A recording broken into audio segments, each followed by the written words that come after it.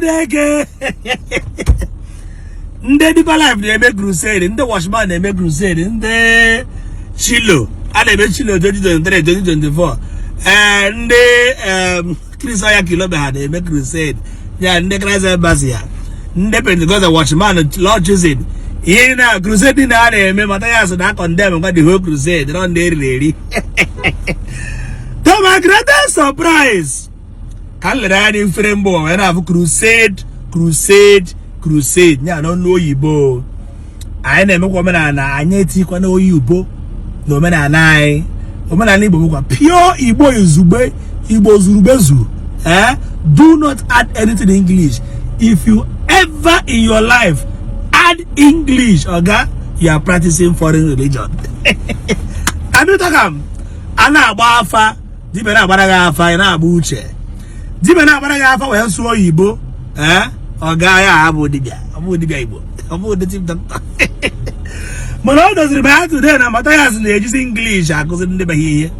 Which means no omenala Igbo abụzighị nke na nke ndị ọcha. Hey, Chineke agwagharị. Breaking news. Crusade.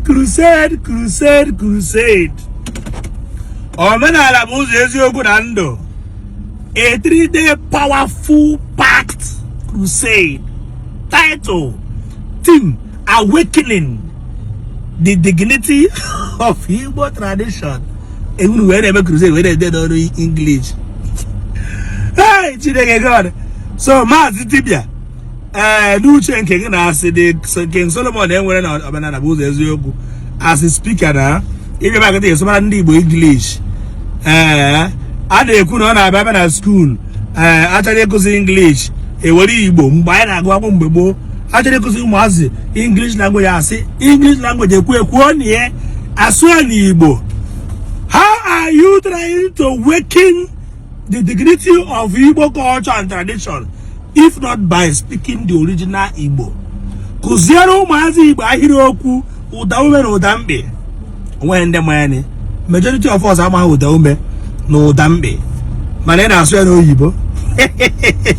Mathias Ejiofor yọrọ onye ụtara maazị dibia guest speaker. Guest nke a dị afọ ọnụ ka dibia ka adị ka onye na-enye poison. Azụ na afọ maazị Chukwube okwu nwe ndụ.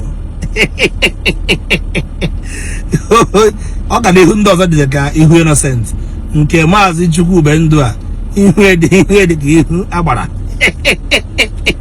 Na nwada Amarachi Mbanefo. Dezie Chineke agwarịwo dezie na the GO maazị Ejiofor Ezeaku. Dezie osno speaker maazị Ihede Light of Africa nene amanimo nga co-pastors and co-reverends and bishops. Agwara m unu ihe ife Mathias mepere bụ church but na owerezi omenala lifestyle wee chekwa ịghọtara ihe o mepere bụ pure church. Ọnọdụ ka ụka dị ka Godian religion. Ọ dị ka Godian religion ya ọnọdụ ka ụka Orthodox. Ụka Mathias dị ka ụka Orthodox. Onye mgbe ahụ Orthodox bịa wuo ọbịara ụka Orthodox ha na-aga ọfọ na-awa ọjị na-atụ nzu na-eme ihe niile asị na Orthodox ha na-eyigba akwa ndị Reverend Fada emecha Orthodox pụtacha emecha eme gịnị lakpuo. Hey, Thursday, okay, ngwarụ Thursday ka ọ na-emerụ na advert ụzọ ụwa 3 days power pack crusade debe Facebook omenala bụ ụzọ eziokwu. So anyị na-eme omenala iwe ike were Facebook nke onye religion nke onye Europe. Ọ na-agba ha na Facebook a na-enyere abụ onye ọcha. Asọ omenala Igbo anyị ekwesịghị imetụ ihe ndị ọcha aka. Anyị ekwesịghị near anything technology owned by a white man because they are the one deceiving us. Don't you know? White religion and the Europeans all had a different. So whereas the had a deceive right, and you see they use phone as Omenala Igbo. And you see they use years baba. I could see that war banteri. I could see that Jago Joko ekiti ọsọ. You got that? And you could see about how boyfriend and you could see use Facebook. Facebook contains in your journey in your man. If I Facebook here from the bottom and then you know, I could see use Facebook all white man religion. So here could see use now Omenala app. You got that? And you could see here go out, I could see when university. I could see, you know, Chito why even I could see so obese boy. If I could see it as pure Igbo. I be shady. If I give away, or if I could see that so, you got that?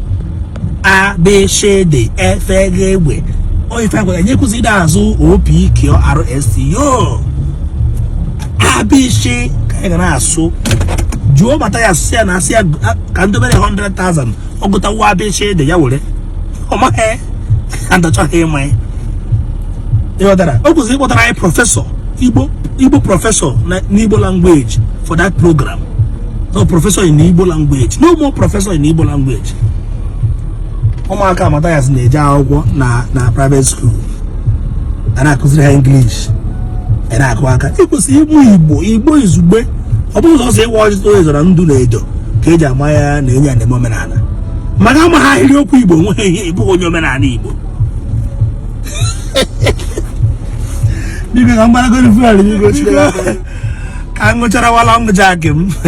I'm going to I said, I jet back at the query.